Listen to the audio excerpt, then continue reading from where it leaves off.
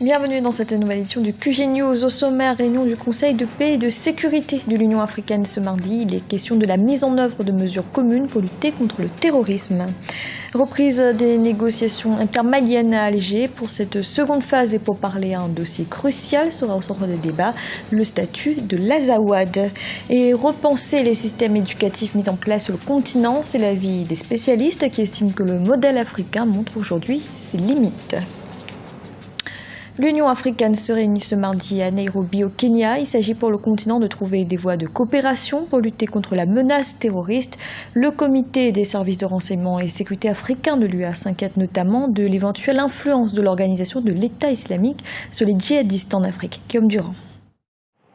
La question de la lutte contre le terrorisme au cœur d'un sommet organisé ce mardi à Nairobi au Kenya par le Conseil paix et sécurité de l'Union africaine. Alors que les groupes armés terroristes comme AQMI, Al-Shabaab ou encore Boko Haram continuent de sévir sur le continent, la mise en commun par les États des forces, des compétences et des ressources constitue un enjeu majeur. L'idée de regrouper les forces et travailler sur un échange d'informations, il n'y en a jamais assez, on n'en fait jamais assez. Et l'idée donc de regrouper une force déjà africaine pour faire face au terrorisme, ce serait l'idéal, mais ça je ne rêve pas beaucoup. Mais l'idée en tout cas de faire un échange d'informations, une coopération beaucoup plus élaborée pour faire face à la menace terroriste, comme d'ailleurs le font pas mal et de plus en plus les pays d'Israël face à AQMI.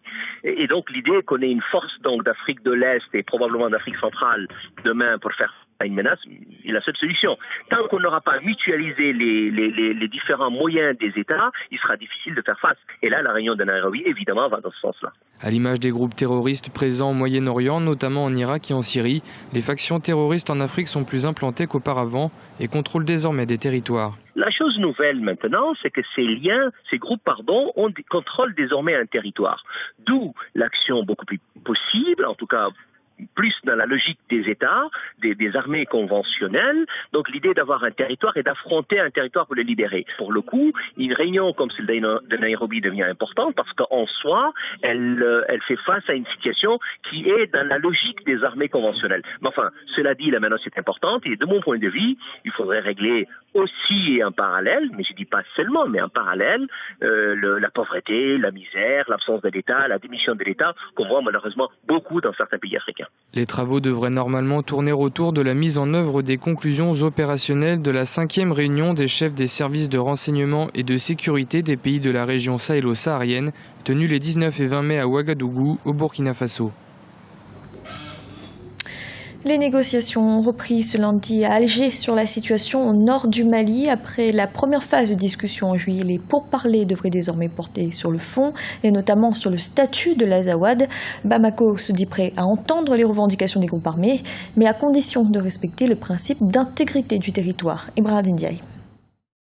Nouvelle négociation ce lundi à Alger en Algérie entre le gouvernement malien et les principaux mouvements rebelles.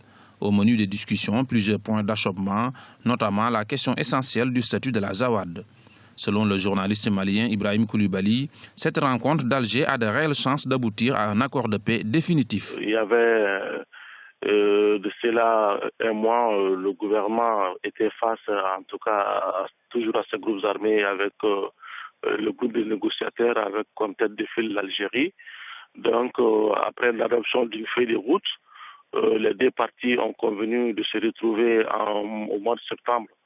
Donc, pour l'instant, à en croire les propos du président de la République, Ibrahim Boubacar Keïta, il y a de fortes chances que cette deuxième rencontre aboutisse à des accords définitifs. Puisque avant ça, vous vous souvenez qu'à Ouaga, les groupes armés s'étaient réunis entre eux. Ils ont fait un document, le président Ibrahim Boubacar Keïta apprécie. Mais pour le moment, nous autres, nous n'avons pas connaissance du contenu de ce document-là.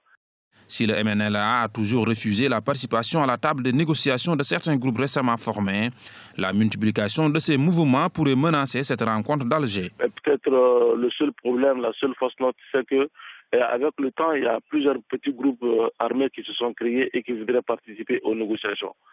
Pour l'instant, on ne sait pas très bien quel va être le sort réservé à ces différents groupes armés. Le groupe MPSA a été créé la semaine dernière.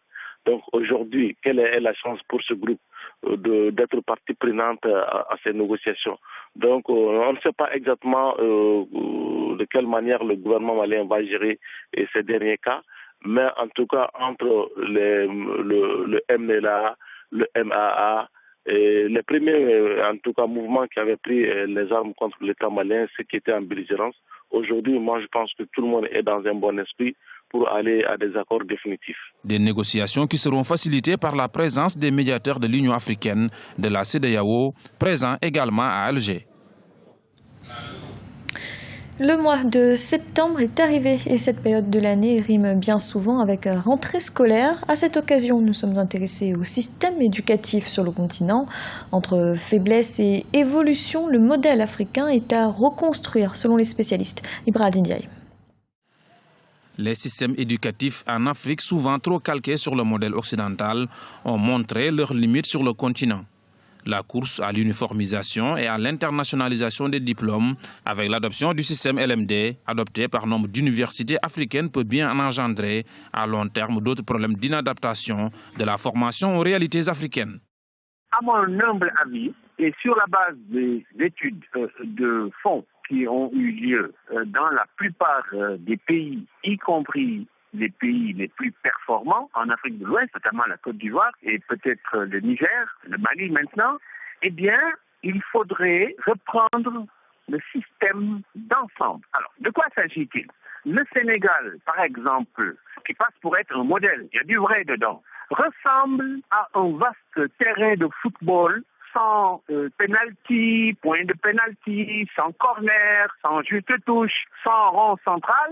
Autrement dit, il y a une anomie généralisée dans ces pays dont l'expression concentrée demeure l'impunité, la corruption, la concussion. Dès ce moment-là, le fait de miser sur la technicité, sur la compétence est une grave illusion. Pour le professeur Malick Ndiaye, les systèmes éducatifs en Afrique manquent de vision stratégique et d'objectifs. Je ne dis pas donc qu'il n'y a pas de rationalité intrinsèquement exacte dans les plans, mais Senghor nous avait mis en garde contre les illusions de la raison calculatrice et technicienne, c'est-à-dire la raison sans âme. Donc, ce qui manque à nos plans, c'est l'âme qui relie chaque plan dans l'agriculture, commerce, industrie, école, à une dynamique d'ensemble qui, autour, renforce les plans. Donc, je crois que c'est la faillite de l'illusion techniciste contre laquelle Senghor et les pères de l'indépendance, Houphouët-Boigny et d'autres, nous avaient tous mis en garde.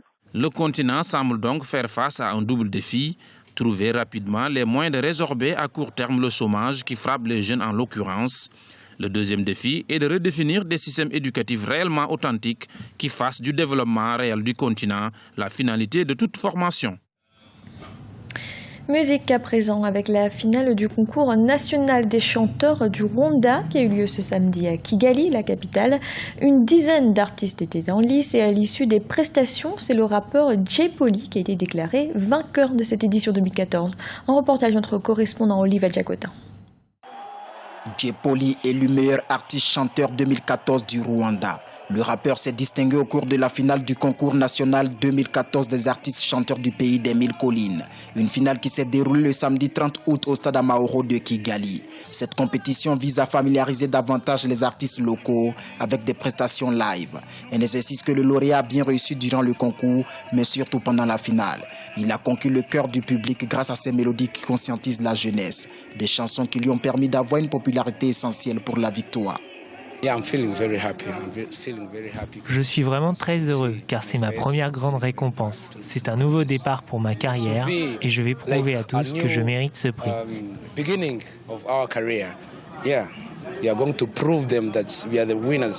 Cette 4e édition a vu la participation de 10 artistes. 3 se sont qualifiés pour la finale après les différentes manches éliminatoires. Un jury s'est penché sur les prestations des candidats durant le concours. Il a surtout tenu compte des messages véhiculés dans les chansons et la capacité à tenir en haleine le public. Je pense que c'est un artiste qui s'est vraiment entré en cohésion avec son public, qui communique vraiment bien avec son public et le public l'adore. C'est tout un mérite pour lui. les artistes locaux sont en train d'évoluer. Ils sont en train d'évoluer, ils sont en train d'apprendre à bien faire le live. Ils apprennent à comment se comporter en tant qu'artiste et comment tenir une performance sur scène et devant un grand public comme ça. Donc je crois que c'est ça qui fait vraiment la différence. Tous les participants au concours ont reçu plusieurs lots. Le vainqueur a bénéficié de 24 millions de francs rwandais. Une somme qui va l'aider dans les prochains mois à la production de son 6e album. Et du sport avec la Coupe nationale de football de Guinée qui a connu vendredi 29 août son épilogue. Et c'est le Oroya Athletic Club de Conakry qui remporte le trophée en s'imposant 3-0 devant la surprenante équipe de Ligue 2 de Koya. Un reportage de notre correspondant Mohamed Lamine Solano. Le Oroya Athletic Club de Conakry s'adjuge le trophée de la 55e édition de la Coupe nationale de football. Les Rouges et Blancs de Kaloum avaient en face le club olympique de Koya. Sans trop forcer, les vice-champions de la Ligue 1 de football Niba Mining ont largement dominé la rencontre. 3-0 sifflet final. Le club olympique de Koya s'incline, mais l'équipe se dévoile à un rendez-vous sportif important du football guinéen. Les 90 minutes sont épuisées. C'est vrai que les jeunes ont perdu, mais ils n'ont pas démérité. Là où je suis comme ça, là, je suis réellement comblé de joie dans la mesure où c'est pour la première fois que les jeunes parviennent à arriver à ce stade. C'est une très jeune équipe, donc la défaite d'aujourd'hui ne veut pas dire découragement chez moi. C'est la deuxième fois consécutive que le Oroya Athletic Club de Conakry remporte la Coupe nationale de football. Après avoir perdu cette année le titre de champion de la Ligue 1 Niba Mining face à l'AS Kaloum. Un trophée consolateur qui remet le Oroya Athletic Club dans les compétitions africaines avec un ticket de qualification aux éliminatoires de la Coupe de la Confédération africaine de football.